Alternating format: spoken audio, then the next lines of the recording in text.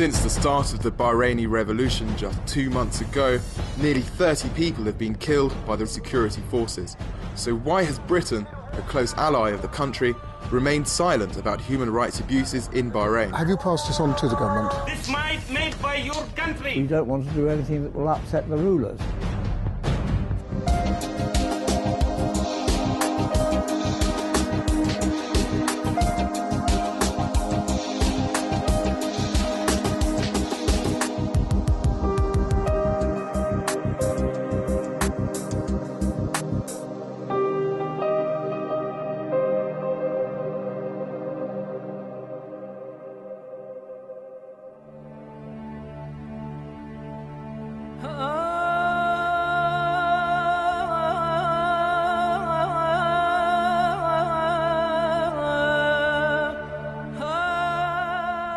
I spent 10 days working undercover in Bahrain, filming the violent crackdown on dissent the Bahraini government doesn't want the world to see.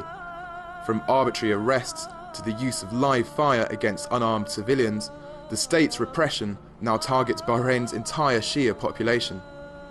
In the besieged village of Bani Jamra, human rights activist Nabil Rajab explains the situation.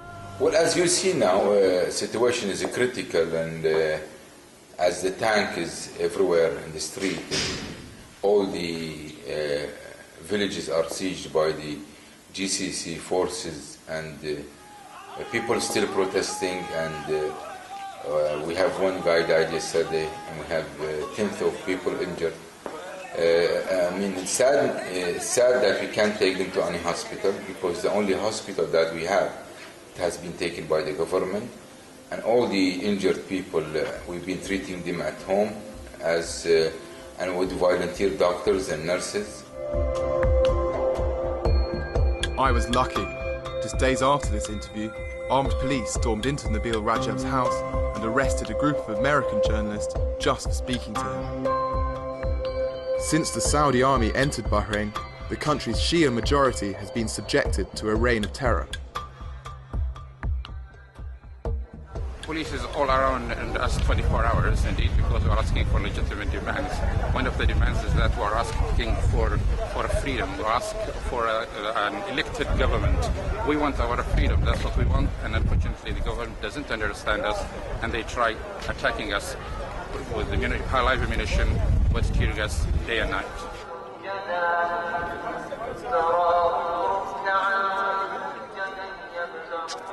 In the village of Sar, I attended the funeral of a 15-year-old boy, Syed Ahmed Shams, who was shot in the face by police while playing football with his friends. كنا قاعدين مجموعة قاعدين نلعب ومرة واحدة طلع علينا واحد من رجال الأمن من لفة وشافنا وقام يطلق علينا وجو وياه اثنين متلثمين وقاموا يطلقون واحنا على طريقنا كنا بنهرب وشافوا قاموا يطلقون علينا كذي وصادت الشهيد في راسه وغمى عليه طاح صوبه من سيل دموع طاح صوبه وقام يستنشق من الغاز وطاح ما قدر يتنفس.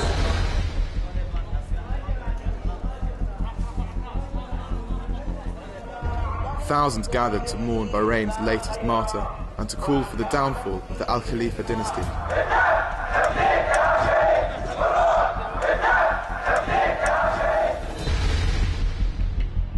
But back in London, you'd be forgiven for knowing nothing about Syed's death, or about the other innocent civilians killed by the Bahraini regime.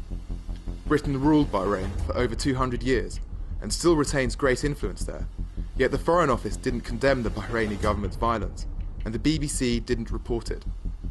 Now, I want to find out why the atrocities in Bahrain are being ignored here in the UK. Now, the Foreign Office won't speak to us, so I've come here to Chatham House, Britain's foremost foreign policy think tank, to discover what the British government really thinks about Bahrain. Jane Kininmod is a senior research fellow at Chatham House and an expert on Bahrain. Now, I'd like to show you some footage I filmed in Bahrain. That's the funeral of a 15-year-old boy called Syed Ahmed Shams. Yeah, he was shot in the face by a policeman at close range while playing football with his friends. Now, the people at this funeral told me that the British government is very keen to protest at lethal use of force against protesters in some countries, in Syria, for example. But so far, the British government has said nothing about this incident or others like it. Of course, there's a lot of different accounts coming out, and I think I can't remember what the officials had to say in this particular instance, but they are essentially accusing opposition groups of making a lot of things up. You'll probably have seen the head of the Bahrain Centre for Human Rights has been summoned for questioning for allegedly fabricating photos and things like this. I don't know if you have a chance to interview Foreign Office officials, but I imagine that they would say that there's still doubts about what has actually happened. No, the Foreign Office won't speak to us. They haven't responded to our request for interviews so far. Actually, the Bahraini government said this boy just fell over and broke his neck. Now, I saw his body, I saw a bullet wound to his face. Just what is the nature of the relationship between the UK and Bahrain? Well, it's always been a very close relationship. Britain was the imperial power in Bahrain in a protectorate relationship since the 19th century. Bahrain only became independent from the UK in 1971, and there have continued to be very close political ties, business ties, cultural ties as well. Does the UK still retain any political influence in Bahrain? I think it certainly does. I mean, Britain and America are the key foreign allies outside the Gulf countries. I don't think that Britain and America have been driving forces behind the recent crackdown in Bahrain, which I think has been much more heavily influenced by Saudi Arabia. But I think Britain certainly is still a very important voice in Bahrain. This was the son of a 71-year-old man who was asphyxiated by tear gas in his own home. I read about him also. USA supporting our government to kill us. What is this? This to protect citizens or to protect our government? See, this made by USA. USA. What do you say, Mr. Obama? What do you say about this one? Do you think the British government's been too slow or too wary of criticising these acts? I think already last year, Bahrain had opted to take a much more hardline approach towards its opposition. I mean, looking from about the end of August last year. And I do think there should have been more said earlier, actually, before it escalated to this level. I think Bahrain carried out some, in the Gulf context, significant political reforms about 10 years ago, and Britain and America praised it highly for those reforms. But I think a problem was that those reforms then stalled, began to reverse, and actually Bahrain's foreign allies didn't do very much to point that out. And I think it would have been helpful to say more earlier on. There is always a debate about to what extent things are said behind closed doors and so on. And I think that would probably be an argument people would make, that, you know, there were things being said in private and so on, but clearly didn't have a very significant effect. It's becoming clear that the British establishment has insulated itself from the brutal consequences of its support for the Bahraini regime. Thousands of miles from the Persian Gulf, in a peaceful English village, I met Conservative MP Ian Liddell-Granger, a member of the British Parliament's UK Bahrain Group, a body traditionally supportive of the Bahraini government. Do you think the Foreign Office is doing enough? I think they are, because the situation is extremely fluid. It's very difficult sometimes, and we're seeing this in Libya especially, where both sides, we're unsure who's doing what. And that quite often happens because these situations tend to start off very small and then grow like a snowball, for want of a better word. And I think what has happened here is that there's a lot of confusion. And I think the Foreign Office has been making it very clear. They want to know what's happening, why it's happening, and to try and understand not only the government side, but also what the people are complaining and protesting about. Because Bahrain, we've had a very long history of friendship with Bahrain and the people of Bahrain. This is the funeral of a 15-year-old boy who was shot in the face by the police while playing football.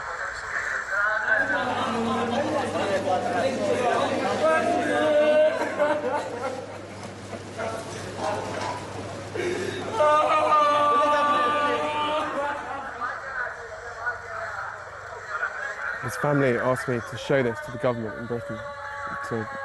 They want Britain to intervene in the same way Britain has in Libya. Have you passed this on to the government? I'm trying to pass this on to the Foreign Office. Do you expect any actual practical outcome if I do? Well, would like to think we can say to the Bahrainis there should be a full inquiry, as we're doing when one of our own people was pushed at the G20, and we're having an inquiry into that. And it's the same principle, that there must be an inquiry into this. That poor family, it's quite absolutely distraught by what's happened, and it seemed to be a younger brother there who was in the first part of the film, and you can understand the anguish and the worry, and it was the same in this country. And I would urge you to send it to the Foreign Office, and can assure you that if you can't get to the Foreign Office, if you send me a copy, my office a copy, I will send it to the Foreign Office. I definitely will do that. If I can show you a couple of more things. Yeah, please do. Every few hundred metres in Bahrain, there are military checkpoints, police checkpoints, and people are essentially dragged out of the cars randomly and beaten at the side of the road and taken into police custody. I saw that. You see the policeman's kicking a hooded suspect. Well, this is totally unacceptable. You see the policeman punching a hooded suspect there. What's happened there? That's another suspect they've been kicking. I see. Oh, it's a human. Good yes, Lord. I saw this. Yeah. Well, I'm happy to pass those photographs on as well, without any problems at all. I can show you this. That's a bullet hole in a lamppost where the police had fired live rounds into a group of peaceful protesters. I would urge you to send them to start with as a journalist, just ask for comment as a journalist, and you're accredited. But if you would like me to send them as well, then I'm more than happy to send them. And you can email me on the email you've got. I'm more than happy to send those up. Why has the reaction of the British government been so different to essentially the abuse of the civilian population in Libya on the one hand and Bahrain on the other? That's a very good question indeed. And there's, as you're well aware, I'm a Conservative MP as well as being a part of the All-Parliamentary Group. And we've had major conversations with David Cameron, the Prime Minister, over this, and said, look, what happens when other countries, and we have situations in Syria, in Qatar, in Aden, Yemen, Eritrea, and we've actually got British nationals out there. And we said, look, what is the difference? And it is a very good question, and I don't think we've had it adequately answered in Parliament or to the British people. And I think you can't differentiate between one person and another who's suffering the same thing. So I do think that the government needs to address this really urgently, but I think you'll find that that is a fairly common theme throughout the House. But surely the government knows, I mean... Oh, I don't think... I think this is why it's important you must get these films to the government, and I really would urge you to please send them to the Foreign Secretary and to the Secretary of State for International Development. Yeah. And I'm more than happy to help you on that.